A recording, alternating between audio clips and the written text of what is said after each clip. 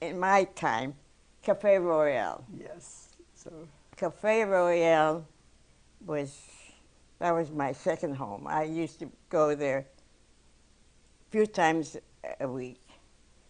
And they were on 2nd Avenue and 10th Street.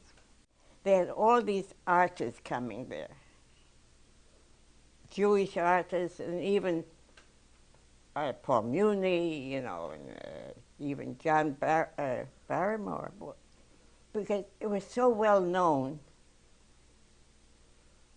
Now, Moshe Oyster, you know, that was a period. I really was young. The kind of age that they all liked. You know, I was 17. I can be bad at 17, 18, you know? So I used to love to go there because they made such a fuss over me. I go from one table to another.